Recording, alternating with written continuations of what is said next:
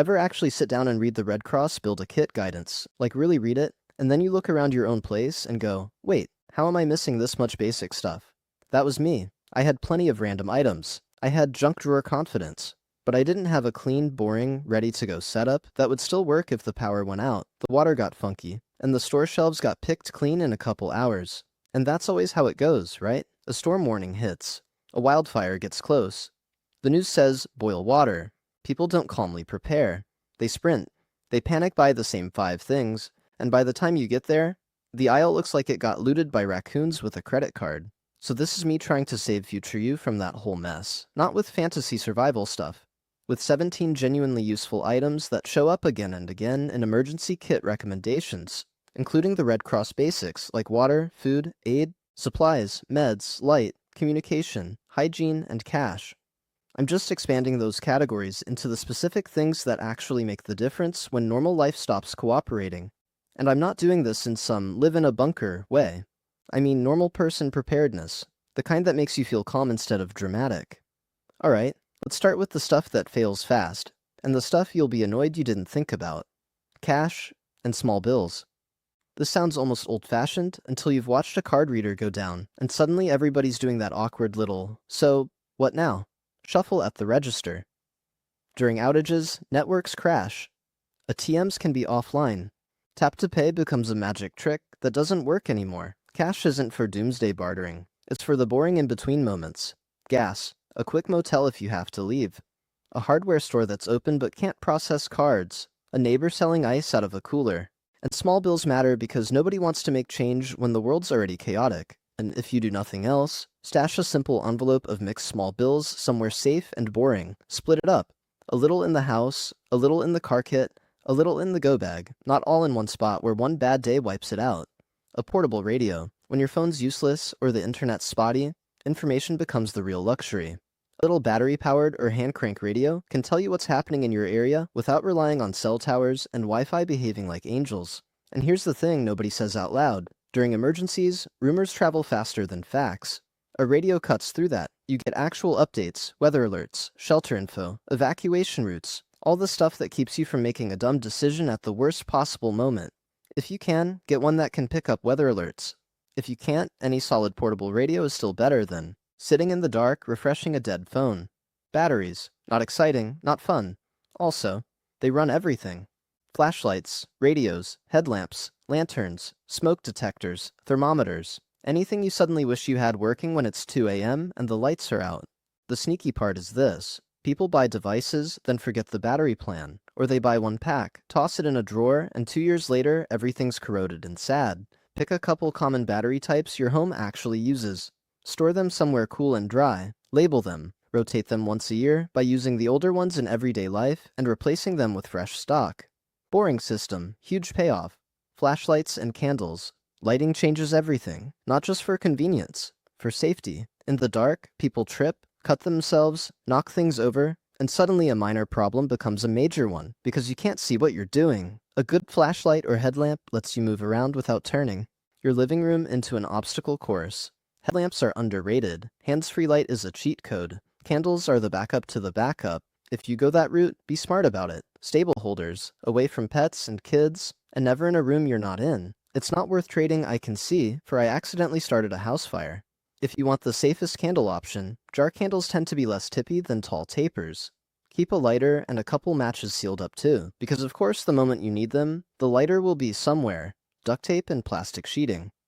This is the MacGyver corner of your kit. Plastic sheeting plus duct tape can cover a broken window, block a draft, protect furniture from water dripping through a ceiling, patch a leaky spot long enough to get through the night, or create a temporary barrier if you need to isolate a room. It's also one of those combos that you can't really replace with good intentions. When you need it right now. And you'll be shocked how often you can solve a problem with cover it, seal it, secure it. Personal hygiene items. People treat hygiene like a comfort thing. In real life, it's a health thing. When routines break, sanitation becomes harder. Water might be limited, trash pickup might be delayed, stores might be out of basics. That's when small issues turn into bigger ones. Think soap, toothpaste, toothbrushes, deodorant, Feminine hygiene products if they apply, wet wipes, garbage bags, a little hand sanitizer for when water isn't available, and toilet paper. Not glamorous, but it keeps people from getting sick and keeps morale from falling through the floor. And morale matters more than people want to admit. When everyone feels gross and uncomfortable, tempers get short. Kids melt down, adults get snippy. Hygiene helps you feel human, and that matters. First aid supplies, plus your real-life medications. A first aid kit isn't just bandages. It's your ability to handle the little stuff before it becomes the big stuff.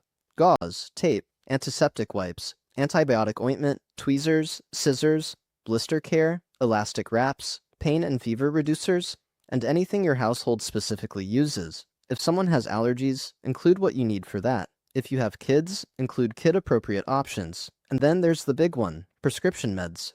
If you take something you truly need, you want a plan that doesn't involve hope the pharmacy is open. A lot of people build a small buffer supply by refilling on schedule, rotating the oldest forward, and storing extras properly. If you're not sure what's reasonable for your situation, your doctor or pharmacist can often help you plan it safely. Also, print a basic list of medications and dosages for household members.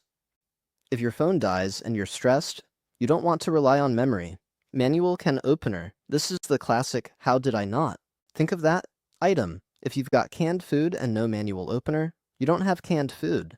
You have sealed metal disappointment.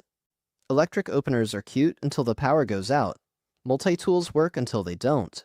A simple, solid manual can opener is cheap insurance against a very annoying problem. Get a good one, test it, and keep it with the food supplies, instead of in a random drawer where it will vanish the moment you need it. Water purification tablets. People's first instinct is bottled water. And sure, having stored water is smart. But bottled water disappears fast, takes space, and gets heavy if you're moving. Water purification tablets are small, light, and make you less dependent on one single source.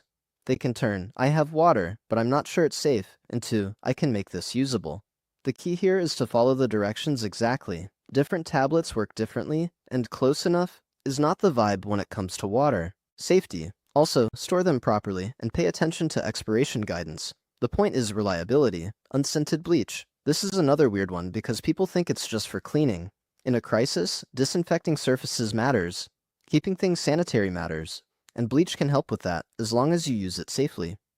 2 rules I want burned into your brain. 1. Only use plain, unscented household bleach for emergency sanitation purposes. Not splashless, not scented, not mountain breeze freshness, none of that. 2. Do not wing it with concentrations. If you ever use bleach for anything beyond regular cleaning, follow official guidance and the label directions. Too weak does nothing. Too strong can hurt you. If you don't want to store liquid bleach long term, some people keep pool shock instead. But that's a whole separate safety conversation. Either way, the theme stays the same. Don't guess. Rice. Rice is the quiet MVP of, I can feed people, without going broke. It's cheap per serving, it stretches other ingredients, and it stores extremely well when it's packaged and kept correctly.